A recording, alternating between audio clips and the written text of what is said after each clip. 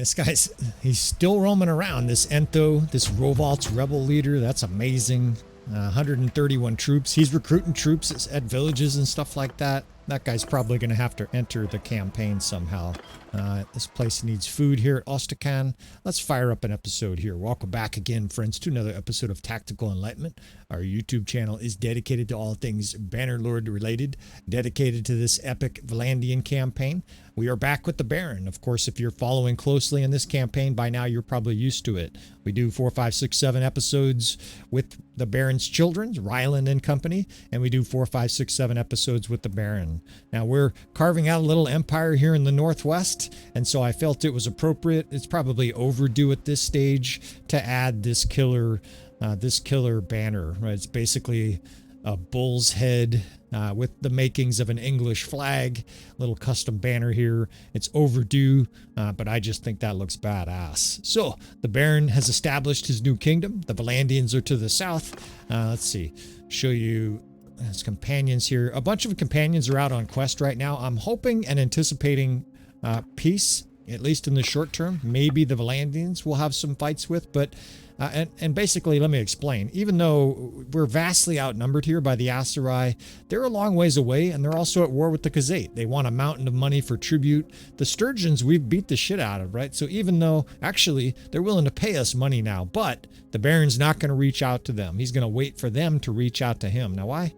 Well, this is why they're willing to pay us. We have half of their realm in a prison, in a dungeon somewhere, and despite the power level difference, they're willing to pay us. Now, the Vlandians are really sort of a ragged former shadow of themselves, thanks to the Baron York's assassinations and his other schemery, skullduggery. We're missing a bunch of companions here. They're out on quest. And we continue to fight with this mercenary slash Vlandian slash bandit army. We are going to continue to recruit mercenary forces, but Vlandian only for our primary troops. You can see the Baron here. We haven't looked at his character in a little while. Apologies there for the control part. I don't know why that still says 0. It's basically a glitch with the system. We haven't edited the Baron at all in this campaign. His companions, neither of these, most of these guys have not been edited, and this is the only guy that's actually with us at this time. He's the primary scout. This guy's old. It's kind of amazing that he's been with us so long, but that gives you a little close-up on our new banner, our new equipment. It's kind of a gray-black with red. I think it looks terrific. Of course, I tend to be biased. Now, we want to put some food here. There's almost no food at Ostrakan. And I'll put this here at the outset. We're going to slow this campaign down a little bit. What I mean by that is I'm not going to be doing heavy editing in between battles and just show you the highlights. We are entering the campaign proper. We're going to show you campaign management. We're going to show you strategy. We're going to show you some of the nuts and bolts of a campaign that maybe aren't the most thrilling to some players. Now, I don't think anybody can complain. There's been a huge amount of battle to this stage. There will be more battle, of course, but we're going to show you stuff like this, and I'll talk about it. Here, I'm just making sure every city has a decent amount of food, both in the trade menu, right? We dumped a bunch of food on the peasants here so that that number goes up. That way the peasants aren't starving.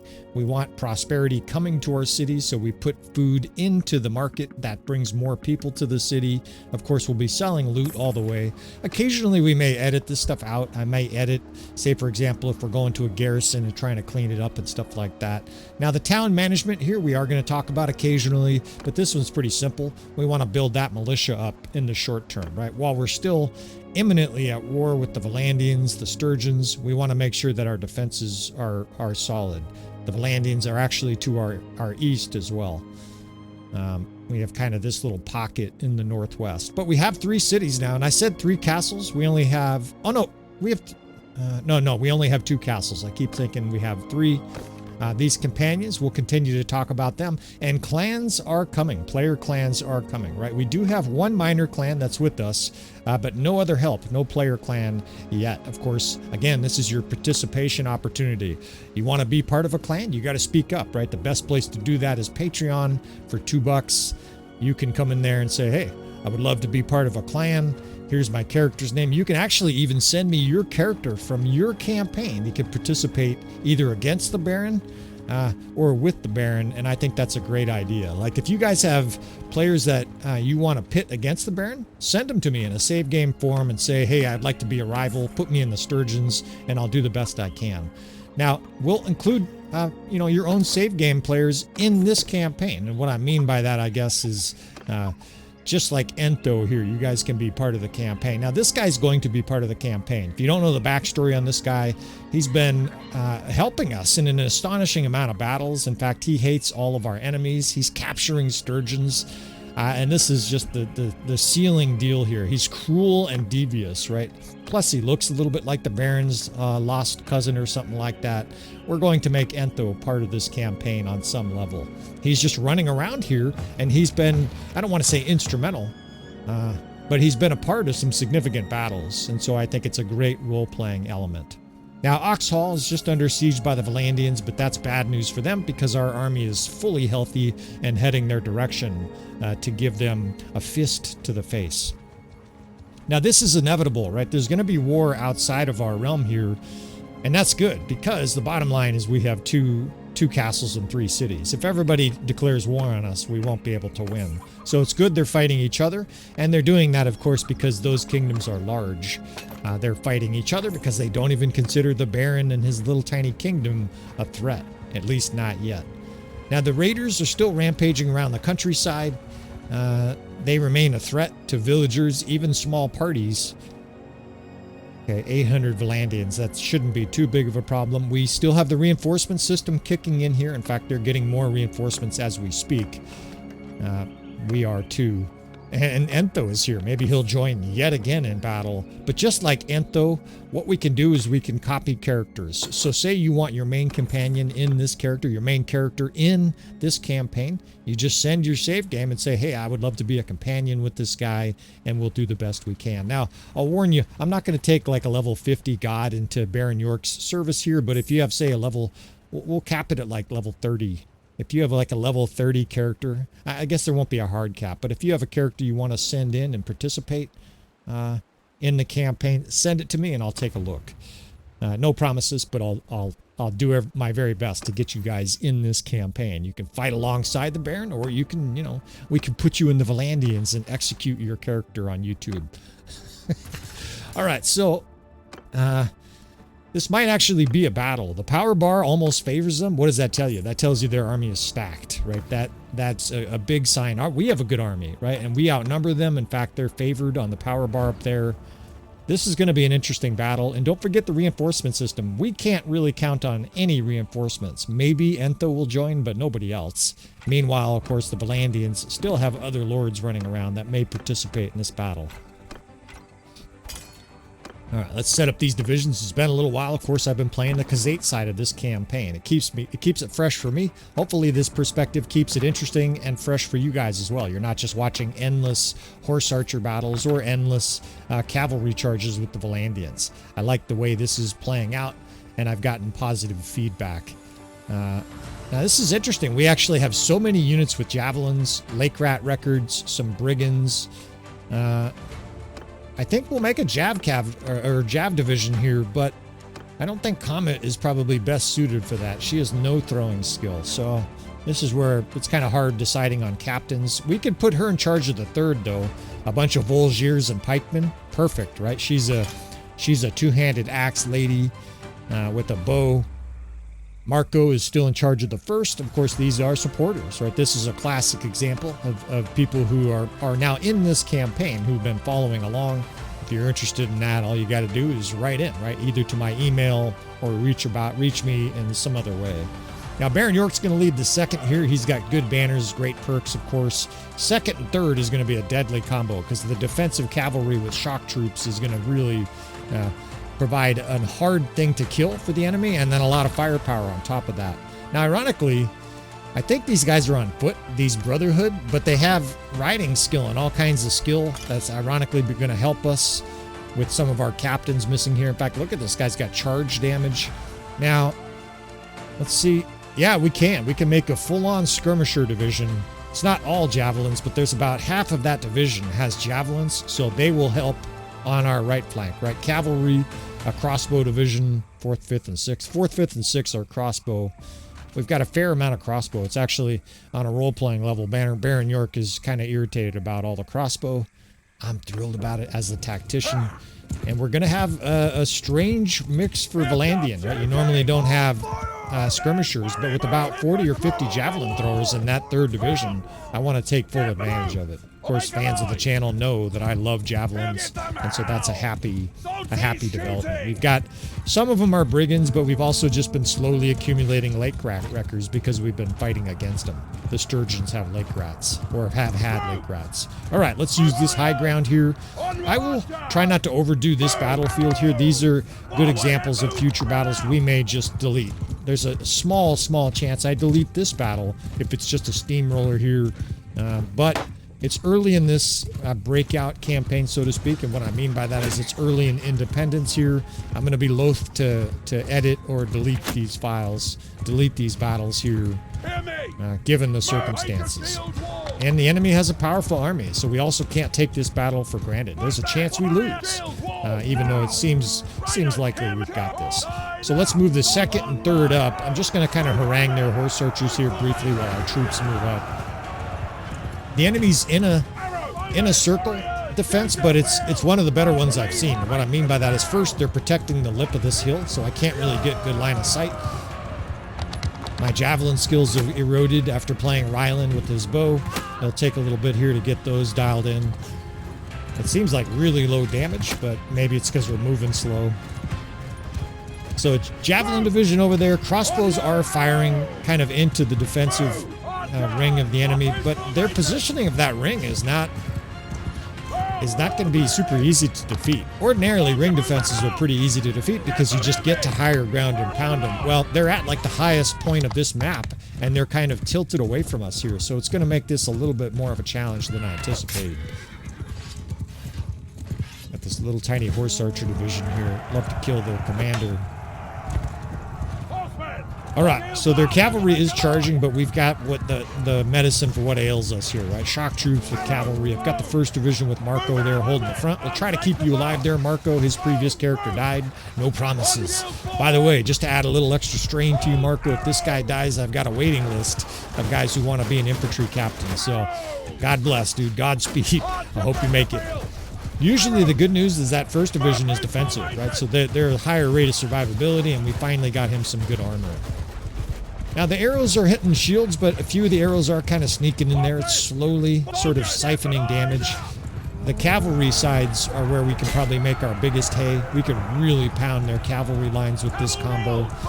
I talk about it all the time, but to me, this is, if I had to choose one combo of troops, this is probably the best. Either this or crossbow division with the square, infantry square and crossbow, but a cavalry division with shock troops behind it is amazingly devastating. These shock troops come up, the enemies stood up, and you can see from the death spam, it's just fizzing green as they get mauled. And not all the kills, but a lot of them are melee.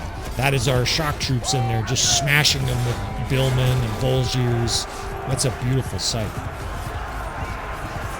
What I'll typically do is hold the cavalry in a line at the beginning and then occasionally charge, but you're always resetting these divisions, right? It's a coordinated attack you want to deliver and then have it reset. We basically want to counter the enemy cavalry charge, smash the shit out of them for 30 seconds, and then reset the troops. And basically, like a boxer, exchanging a punch and then going back into a defensive position, we spar here with the enemy.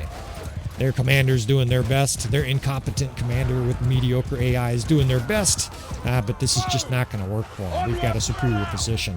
Now, I anticipate them charging at some point, and that is because the AI, of course, gets frustrated when they're getting beat and they change tactics. That's actually the worst thing they can do here. What they should probably do is pull back and try to reform some kind of different attack, but they're not likely to do that. So. Now, the 7th Division, again, this is unusual. I'm doing this partly to remind myself. That's it's not a shock troop division, this battle. That is a javelin division. In fact, here's a perfect opportunity for me to tell those boys to throw those javelins. These crossbow we've been conserving ammo a little bit with. They can shoot now that the enemy's on our cav lines. And it's not as effective as shield and shock because guys are throwing javelins, but it's still pretty deadly. And talk about safety, right? That infantry is not going to get killed. No one's even attacking them. fact, we can square this cavalry, put it right at the edge of that ridge, and talk about defense, right? We've got two different squares now in front, the ranged units behind, shredding everything in sight. On the left flank over here, the shock troops and cavalry are smashing anything that's left over here. And it's early in this battle, but tactically pleasing so far. Look at this guy, he's so tall I can't reach the guy. I gotta like look up into the sky to hit that. Oh shit, okay, here they come, they're charging. Let's pull this first division back. Let's get these archers moved off to the side here for a flanking angle. The second and third, we're gonna bring in on that enemy right flank and just blast them. But over here, this is where we want these javelin guys to pay dividends. Put them right on the enemy's flanks. You can see javelins flying through the air. We're probably gonna have to charge with crossbows soon. They've been shooting for a while.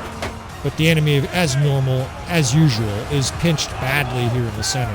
Now they've got archers trying to set up to that ridge, so we're going to counter that with cavalry charges and a shock troop rush. Let's look at these guys. They just came up to the ridge, a bunch of Fiend champs. Enjoy our banner knights trampling you guys into next week. They have a lot of troops here. This looks like reinforcements already. This is like a huge infantry line. And I didn't see it. I swear the reinforcement system stopped giving us messages that troops were joining. Maybe I could be wrong, but it seems like the enemy has a huge amount of elite troops here. All right, let's have these guys shoot the 7th Corps. Their infantry here is attacking our square. Hold on tight, Marco. I say hold on tight because the death for all mod continues to be cramped, right? It's about 20 to 40 times the normal death rate. I kind of forget, so I'm just going to say 20 to 40 times. It's many, many times higher than vanilla Bannerlord. And they are moving up elite archers. What the fuck? So it's turning into a bit of a bloody battle here. The 2nd, 3rd, and 1st here can charge towards the center. The crossbow's out of ammos here.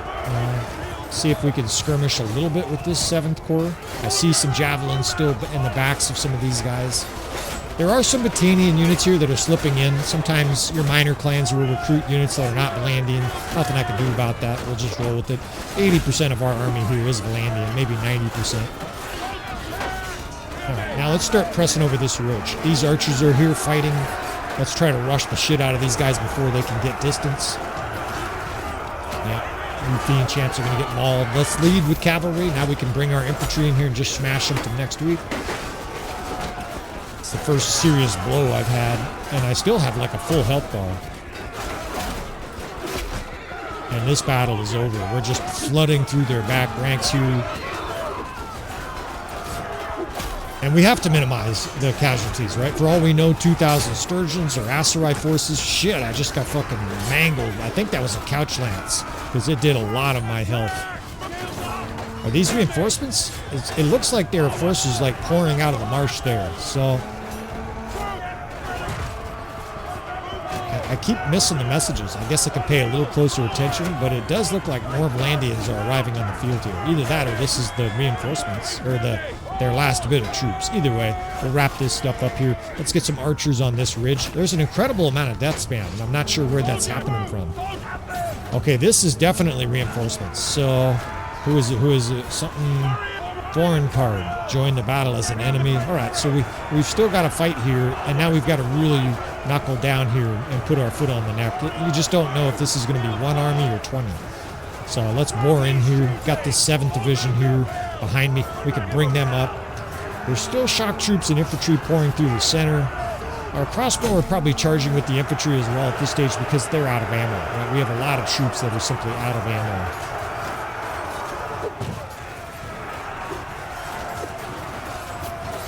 Enemy's getting cavalry here. Holy fuck, they've got a lot of archers here. We've got to get troops in their face. Let's get this skirmisher division on them. 120.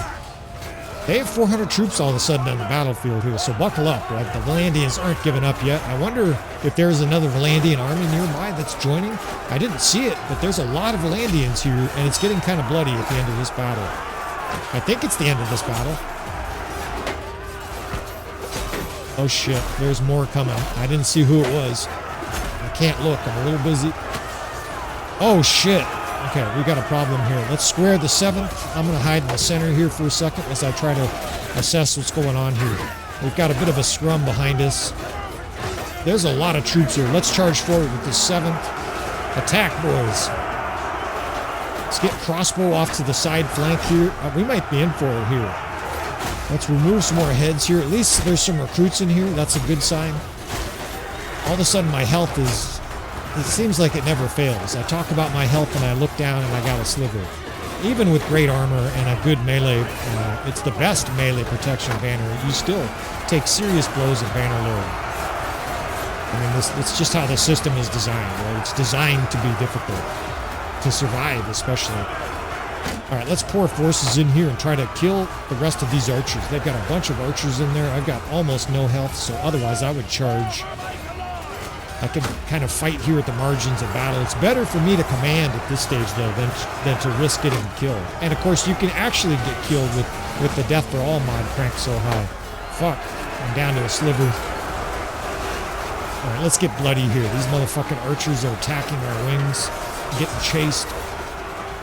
They are here to help. Who's here to help? It says... I thought it said a caravan joined us, so it's a close enough battle for caravans to join. And there's more enemy forces coming in here. Fuck. Well, again, the beauty of this reinforcement system, creating these epic battles of just... There's nothing like this in regular Bannerlord. It's just the battlefield is swaying back and forth. There's troops everywhere trying to kill me. It's basically like, it feels like Vlandia's last stand, right? They have a huge amount of troops now piled up at the edge of the map. Our troops are battered and bloodied and really trying to finish them off. And these Vlandians are fighting and swaying back and forth. Die! Those little weak-ass cavalrymen here.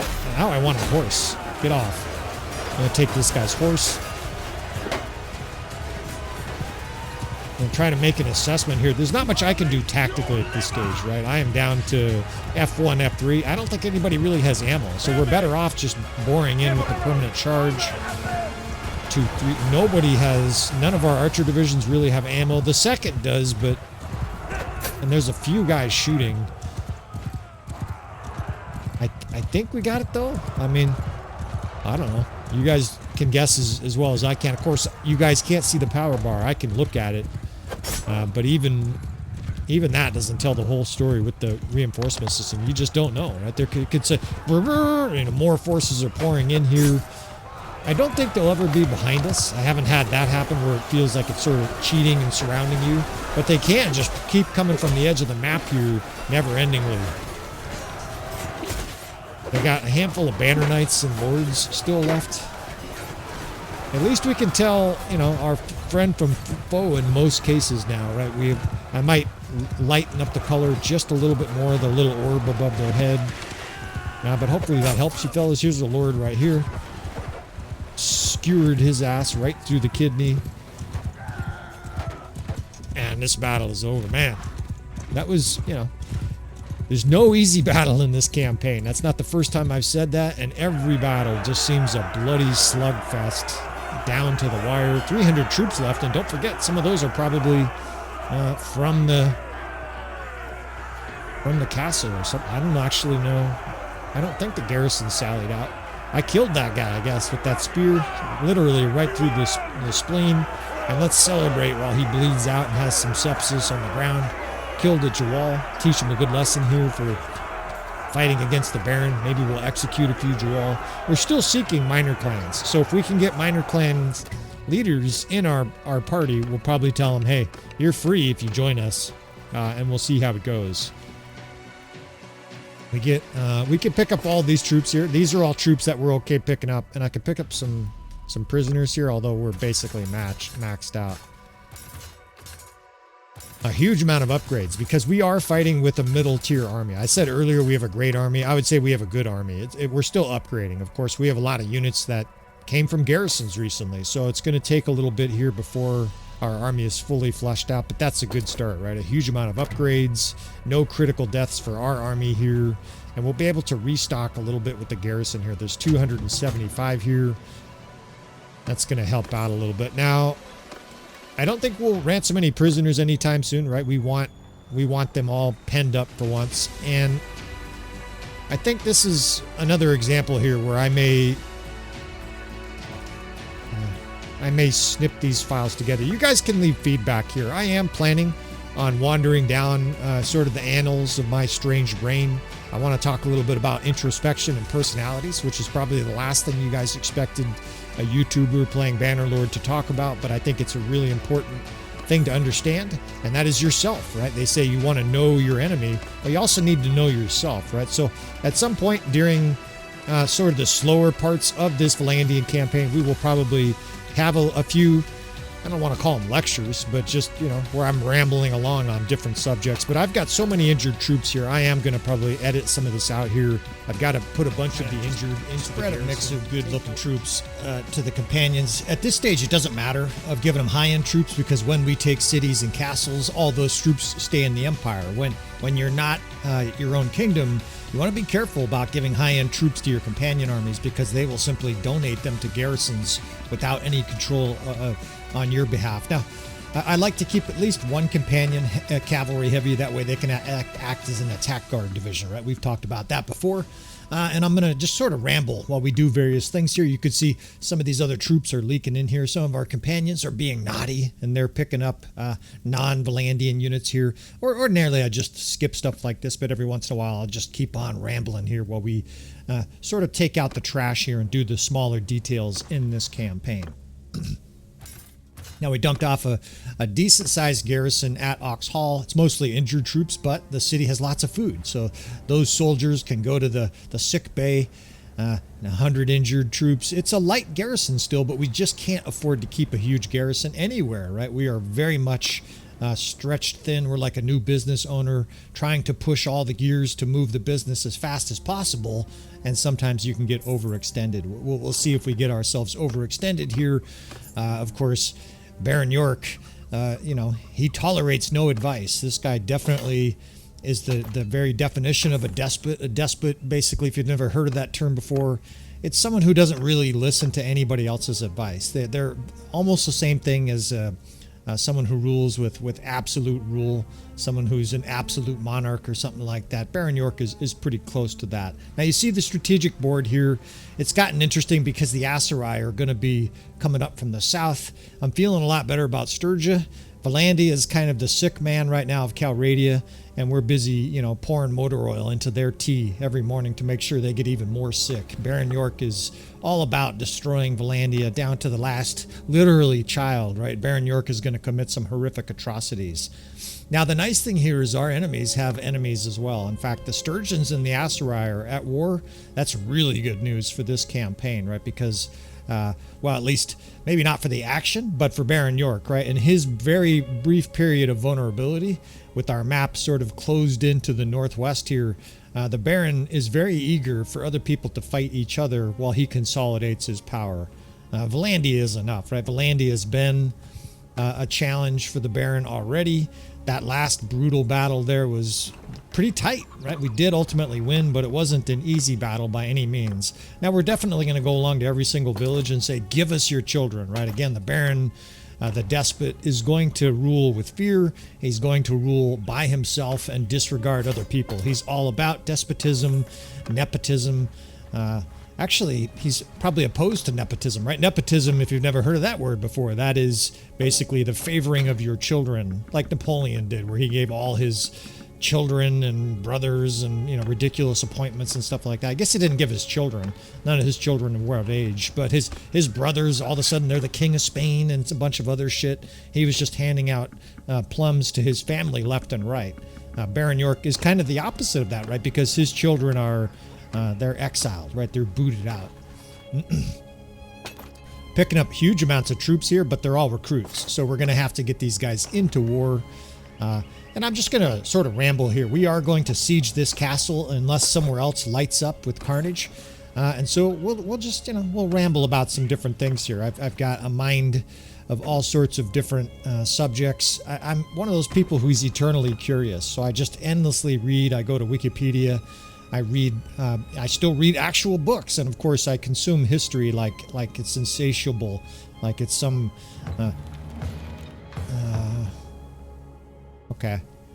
So this is a judgment call. There's only 300 defenders at Ormondfard. Right now that feels like the tip of the spear to the Sturgeons, and I thought the Sturgeons would leave us alone, There's almost 700 defenders in Drapand. So this is one of those situations I hate to do it, but Drapand Castle is going to have to wait. I'm going to run over here. Hopefully we can whack these sturgeons in a hurry. We're going to have over 1,000 troops when we get there. I don't know how much, you know, how much the sturgeons are going to be attacking us because they're at war with the Asurai. People still getting taken captive by forest bandits. You gotta love it, right? People, lords are out there and they're getting sacked and looted by literal looters and forest bandits. These are some real bandits, right? In vanilla Bannerlord, bandits just become a joke. Clans are joining the sturgeons. That sounds like a sturgeon clan. Why would that clan... Wasn't that a sturgeon clan already? It said it joined the sturgeons. Don't really understand that one there. Well, I'm at a loss sometimes. There's only 900 troops here, so we're going to smash these guys here at Ormondfard Castle. They might get Asurai help, right? We remain at war with the Sturgeons and the Asurai and the Vlandians. Now, two of those countries are fighting, the Sturgeons and the Asurai. So there won't be Asurai armies joining the Sturgeons, but there might be Vlandians joining this battle here as we try to punish the Sturgeons again. I'm a little weary of this battlefield map, and I'm aware that you guys might be weary of it as well. So I don't think I'm going to talk too much about tactics here. We're going to do a broad sweeping kill box. I'm going to be sort of blazing through this, and I think let's ramble about some shit, right? Let's see. Baron York he's a I'm just like searching my brain to see what kind of shit I can come up with that sort of reminds me. The Baron definitely believes in Machiavellianism. Let's talk about that shit. Machiavellianism. You guys have probably heard of that. Some people know a lot more probably than I do about it. I know just the tip of the spear, but we'll wander a little bit. So the whole idea of Machiavellianism is named after a guy he was an Italian diplomat in the 15th, 16th century. I think the guy's name was Niccolo. And if I remember right, that was before Italy was reunited, or I guess not reunited, but united at all. If you don't know, Italy didn't even really become Italy until about the mid-1800s. It was a series of different states that were all sort of smaller, kind of like the United States before they became united, right? It was a bunch of colonies almost. There was Florence and Genoa. Anyways, I digress.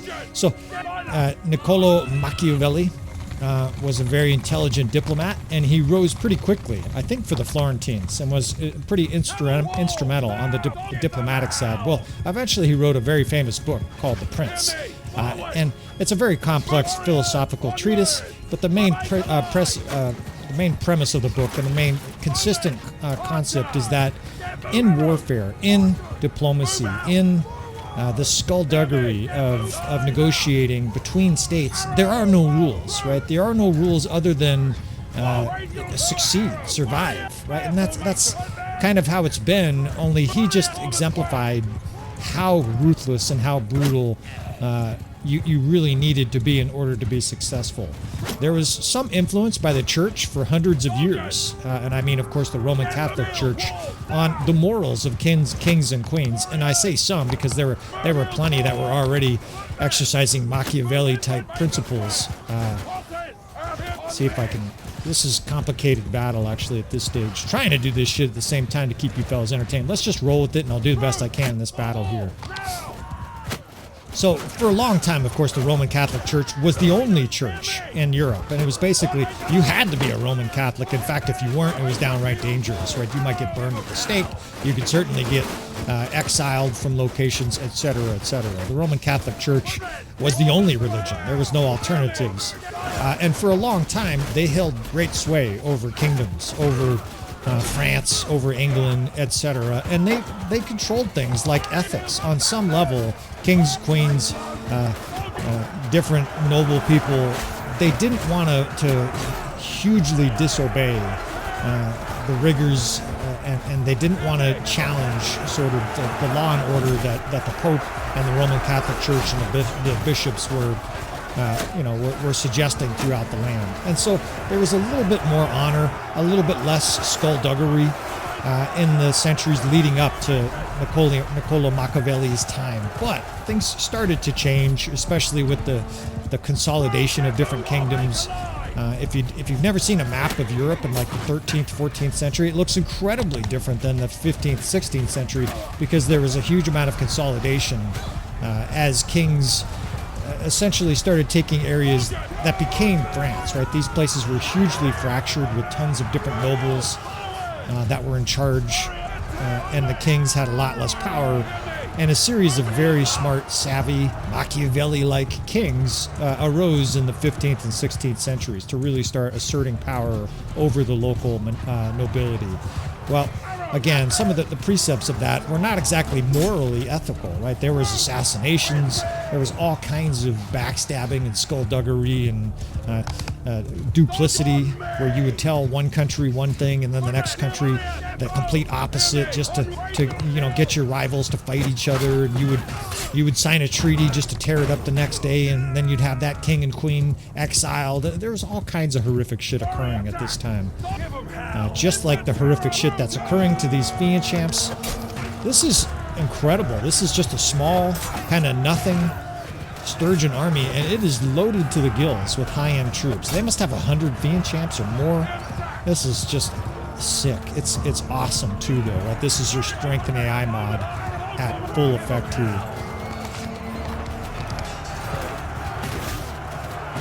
All right, so all of that was to say that for a very long time, the church sort of held a little bit more sway over the kingdoms until about the 13th, 14th, 15th century, where law and order between countries really started to break down.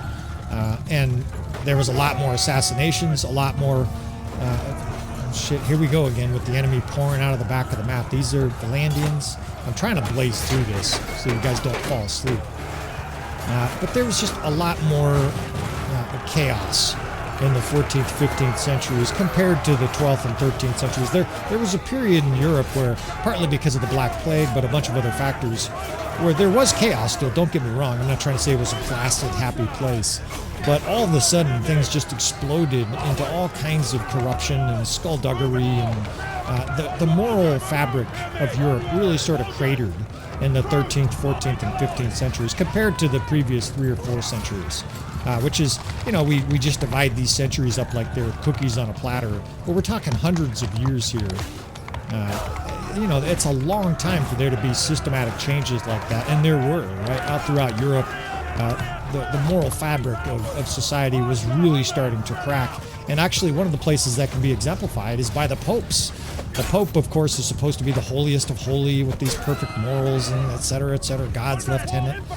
And by about the 15th and 16th century, the popes were some of the most secular, sin-committing people in all of Europe. There were popes that were warrior popes. There were popes that were incredible nepotistic despots who were just ruling with fear, doing all kinds of backroom deals with kingdoms and accepting bribes left and right and requiring money for absolution of sins and shit like that. There were popes that were incestual and gambling, and they're essentially just I don't mean all of them, of course. There were plenty of good popes, but there were many popes that were just naughty, warlike. They were almost just like nobles, like any other person with no morals at all. Only they, had the cross behind them, and so they committed these atrocities. And then the next day they would write a pope, a blast. They would write some papal bulls and excommunicate some bitches, even though they were committing some of the worst atrocities of all. This Machiavellian attitude, though, is starting to rise, and I think it's pretty well exemplified by Niccolo Machiavelli and the process in the 14th, 15th century. If you study Machiavelli in that area, particularly the political history of Italy in the 14th and 15th century, what is today Italy, it's absolute chaos. I mean, absolute chaos. Just this treaty gets torn up, and then this army marches over here, and then that treaty gets torn up, and this person is exiled, and then these new people rise to power, and the Medici, they start to rise to power again, and then they get assassinated, and it was total carnage. And I think that was exemplified of the moral breakdown all throughout Europe. And of course, by the way, that was one of the premises of the Reformation. And I think we'll shift gears because it's an area of a little bit more. I have a little bit more knowledge of the Reformation here. Now, make sure we don't miss any pertinent details. The Aserai are sieging Sargat here. We wrap up this battle against the Sturgeons amongst my ramblings.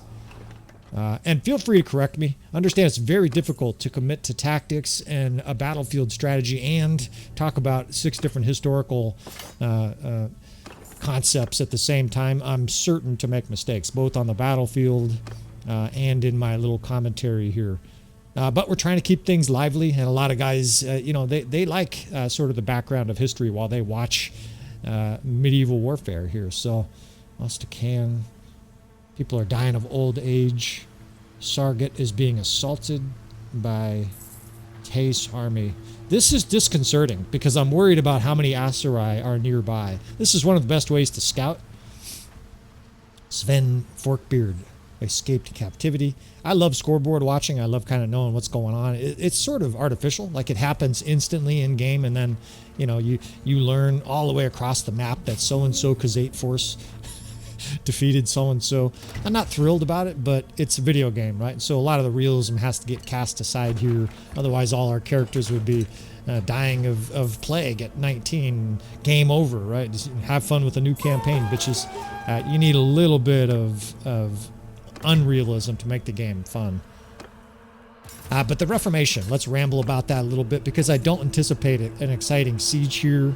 I definitely reserve the right to break off, though, because there's definitely a chance. In fact, there's a likelihood of Vlandians ass-jamming this battle. Now, we had some troops come back from a quest, so I'm trying to dump some of our lesser troops onto our minor clan. I'll talk about this briefly. Most of you guys know this. A lot of the stuff you guys know. You guys can probably tell me about the Reformation more than I know. Nevertheless, it's my presumption that some people want to hear, so we'll just talk about it. These minor clans will leave you just instantly. It's a terrible system. You don't even get a chance to renegotiate the cost. They can go join another kingdom, or they can just say, fuck this job, I'm leaving, and they can do it right in the middle of a siege.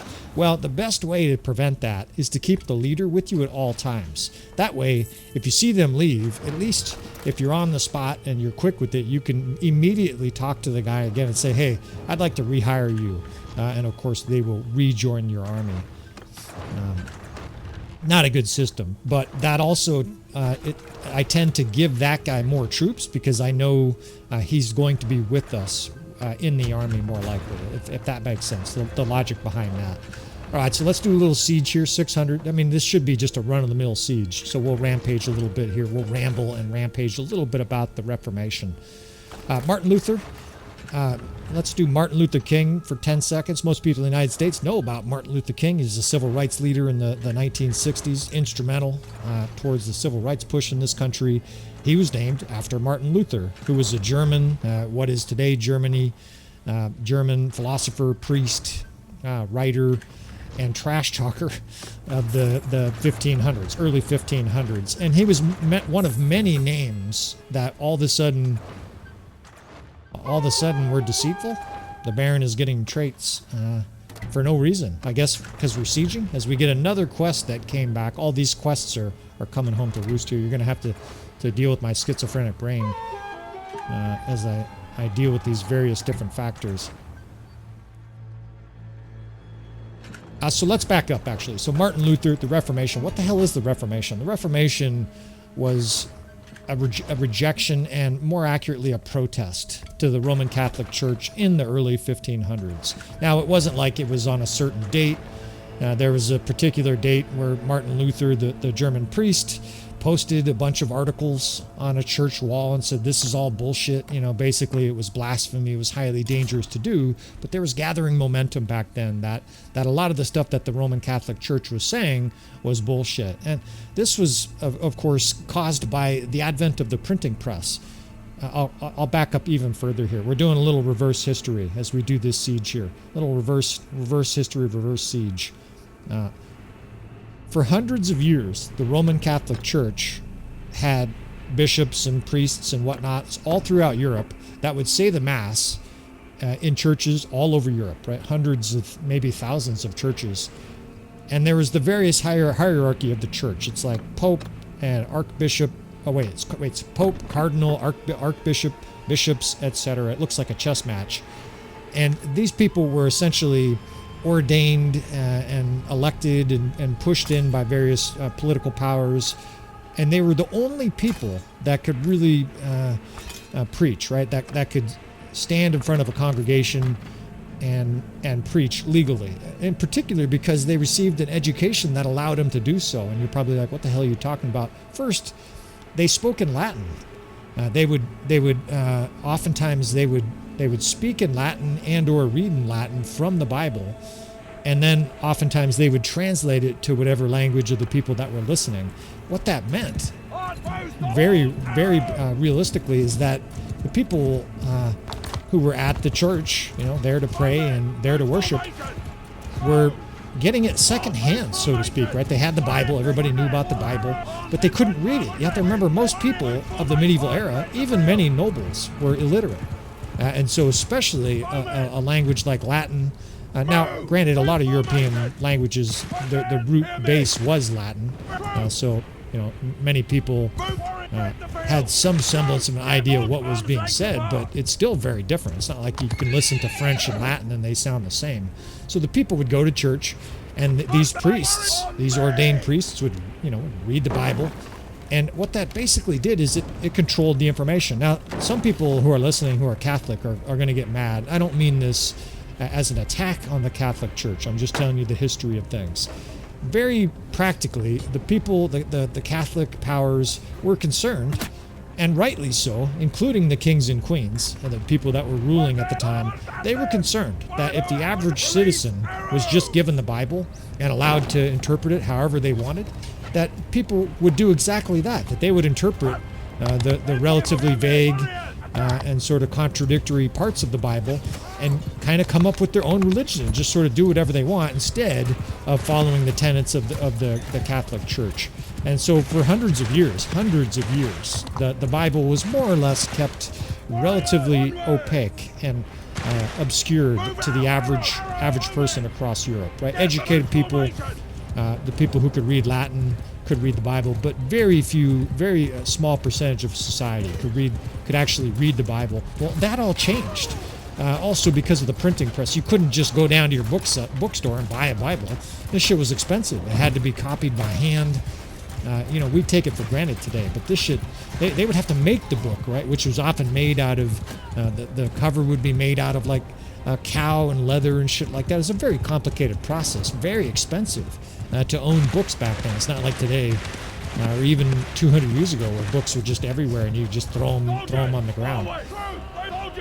So the Bible was sort of this obscure, mystical thing, and that was very purposeful. And I don't mean it necessarily that the Catholic Church was trying to hide something. That's not what I'm trying to say. What I'm trying to say, though, is very practically, they said, look, I've read the Bible. We've read the Bible, the people that were in charge and the people that were trying to keep law and order. And they said, look, if anybody's allowed to interpret the Bible however it is they want to, you can potentially have chaos. You can have all kinds of people claiming that the Bible actually means other things, potentially even threatening the Roman Catholic Church. And while that might seem like no big deal to you, you have to remember back then the king's power and the priest's power, they were closely tied together. If you had a revolt against the church, well, the church gave the power to the king and queen, or that baron or whoever. Most of them were coronated and blessed and whatnot with the permission of the pope or the bishop or whatever it was, right? In most cases, a pope or a bishop or somebody like that would put the crown on top of the head of the kings and queens, right? So the connection was essential for law and order. And again, I don't mean to say this was like some huge corruption. I will let you come up with your own opinions on stuff like that. We do our best on the channel with stuff like this to tell you the parts of history that I know about and then let you interpret it however you want. The main reason they did that, I think, is for order, right? If you have just everybody doing whatever the hell they want and not having a book basically saying don't kill your neighbor, don't rape somebody else's wife, etc., don't rob, and then people are allowed to read it however they want and come up with whatever rules, there's naturally a fear that the lawless nature of humankind would start to supersede and create chaos within the kingdom. And of course, kings and queens were worried it would turn into rebellions, which were quite common back then. And if the Bible can be interpreted any way it wants, and the Roman Catholic Church's power is removed because the Bible is, doesn't necessarily say this or that about the Pope, then what's to say that the king and queen can't be overruled as well? As we punch our way through these stubborn fucking Vlandians. Baron is getting pissed off here. He's about to do some atrocities himself here. As I rampage about the Catholic Church here. So again, God, I can't even see in here. It's all smoked out or something. I don't know if this is an effect of the realistic weather mod, and suddenly I'm in trouble here. I'm giving myself fucking conniptions, trying to do some entertaining discourses on the complicated history of the Reformation while the Baron gets mowed down in this castle. Now this castle, I'm looking up the power bar, and I presume you guys can see it, although I don't know, sometimes I delete it afterwards depending on how the battle goes. This siege is over, right? We've got this siege in hand. Unless there's reinforcements, we've got this siege, but it's kind of the challenging last stage here as the Vlandians fight fucking doggedly to hold on to their handful of last possessions. All right, so the Bible is on hold. The Bible's on hold here as we get reinforcements coming in. Now, I pre-positioned for this and I didn't talk about it very much. Maybe that wasn't great. What you need to know is I have a couple 3 divisions out there that are defensively positioned. You may have seen me do it over by the marsh on this side. So I want to actually get over there, both to command those units and also to see what the hell is going on here. There's like an incipient fire or something in the gatehouse, so I want out of here because I can't see shit. There's like a fog or a smoke. That's a lot better. And now we can see what we're dealing with here. We can also have these troops attack, open fire. I can support them with infantry and stuff like that. And Martin Luther, you're gonna have to wait for Bannerlord here. We're gonna have to get back to that shit, unless this is just a quick sally. You never know with the reinforcement system, whether there was 12 armies that just joined or 2. It's an amazing element for my strategic mind. I fucking love it because it's the element of uncertainty. Bannerlord has so much certainty that the reinforcement system is just delicious and incredibly refreshing. More forces. Panther's party joined the battle as an enemy. We might have a problem here. I don't know how many Vlandians are nearby, but I know they're joining. Now I've got this archer division over here. We do have a bunch of forces that are meeting theirs. I can start bringing these infantry. You can see the infantry numbers we have. We have hundreds of troops here still. So we're kind of ready for it, right? Come get some Vlandia. We're ready for you bitches. This is a situation where, 30 episodes ago, we lose this battle because I'm not prepared for it. But now that we've started to adapt to the reinforcement system, we're ready for these ass jammers here, right? These archers coming behind us, we got a javelin for their ball sack. And the Baron is done being defeated in situations he should win. The ruthless Machiavelli part of the Baron is ready to get medieval on their asses, right? The Pulp Fiction medieval. As cavalry pour in here by the dozen, I better not talk too much here in case this battle gets away from us. At least talk too much shit anyways. It looks like a pretty small force. There's some really bad death spam, so maybe there's a big force somewhere that I can't quite see. But I see peasants coming up now. I'm feeling pretty good here.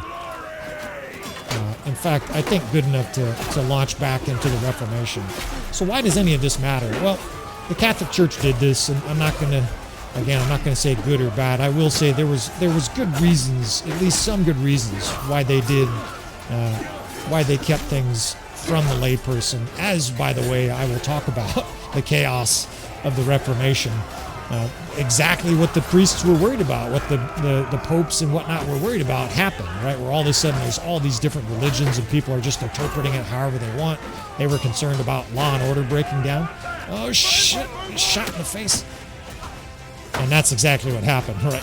I don't know if we'll get to that today, but the Reformation was very much a rejection of the idea that this church has sort of a monopoly on religion, because people started reading, right? You have to remember, for hundreds and hundreds of years, almost nobody read their Bible. On top of that, the same aforementioned moral breakdown that I was talking about in the 13th, 14th, and 15th century, by the early 1500s, had really gotten out of hand. You had warrior popes. Can't remember all their names. It's always Louis. They're all Pius the 12th and Louis the 16th and shit like that. Leo the 9th. They have all these nice monikers to them and stuff like that. But things had really gotten out of hand. Many of the popes were openly corrupt. Some of them were incestual, potentially, having sex with their children. Many of them were definitively committing nepotism, where their children would get this curia and this bishop spot and shit like that. All of the things, effectively, that the church supposedly was opposed to. And people saw this, and they saw the incredible wealth of the church as the Renaissance art exploded all across Europe. The church was also, they were collecting, I can't remember what they were called. It was basically absolution, though. If you were rich and you had, I don't know, sacked a village and killed all the people in order to get to heaven, you could just give the church money, basically, and the Pope would say, we absolve you of those sins, you're good to go. You still got to pass to heaven. And people did, right? There was all kinds of stuff like that happening. Now, it looks like we got a unit stuck here at the end of this battle, so I'm just going to keep on rambling. We may even have to retreat out of here. So all of these different factors essentially led to people saying, you know what, I'm not thrilled about this shit. There's no popes in the Bible, right? Don't forget also, people were reading the Bible. There's not really any mention of a pope or bishops or all the different acts that the Catholic Church goes through, right, with the wafer and stuff like that. And again, for those who are Catholic, I'm not trying to offend you. I'm just trying to explain history here. I'm sure I'm offending somebody. And so there's always somebody who's upset. I don't like how you talked about that. Well, you can tell here I'm trying to do the best I can to be unbiased. But the bottom line, though, is that people all across Europe really started to reject and at least talk about different religious concepts besides the Roman Catholic Church. They still said they were Christians, but they said they were a different Christian. And incidentally, of course, that is where the Protestant religion comes from. The base of the word should tell you. They were protesting the Catholic Church, right? They were protesting against the Catholic Church. And eventually, of course, the Catholic Church started to crack down on these different sects of religion because, of course, they were worried about a fracturing of power within Europe. The whole world was much more chaotic than the Turks and the Muslim powers to the southeast were really starting to overpower parts of Christianity. They took Constantinople. There were a lot of different reasons and fears that were causing people to say, look, we can't have a fracturing of power here. In fact, it's a little bit like how the United States fought to keep their country together, right? At a time where the United States was very vulnerable, the last thing you really wanted was the country to break into two parts. You're just much easier to destroy if you're not united. So a similar thing was happening across Europe. The Catholic powers were still in charge of the majority, but there was John Calvin, there was Martin Luther. A lot of names are familiar to you guys. Some are less so. But there was all sorts of sects of religion that sort of burst out of the woodwork. And the next thing you know, people were reading their Bible, and it wasn't just the big names and the major religions that were starting to sprout up, right? There were all kinds of smaller religions that were really starting to explode. In the 17th and 18th centuries in England, it really got crazy. Of course, America as well. And I don't mean to call your guys' religions crazy if you're a Lutheran or maybe you're a Baptist or something like that. But the next thing you know, there were Quakers and all kinds of other crazy... Dang, I shouldn't say it like that. There were all kinds of... They were considered crazy back then. How about that? They would literally quake, by the way. They would shake back and forth and shout and stuff like that. Anyways, exactly what the Roman Catholic Church was worried about happened because of Gutenberg and the printing press. Things really got out of hand, and this lecture got a little bit out of hand. In fact, this episode got a little out of hand. Apologies if I offended anybody. Let me know in the feedback whether or not you want to hear more of that kind of rambling or whether you want me to shut the fuck up. I'm going to wrap this episode up. Please hit that like button on the way out, friends, and I will see you next time.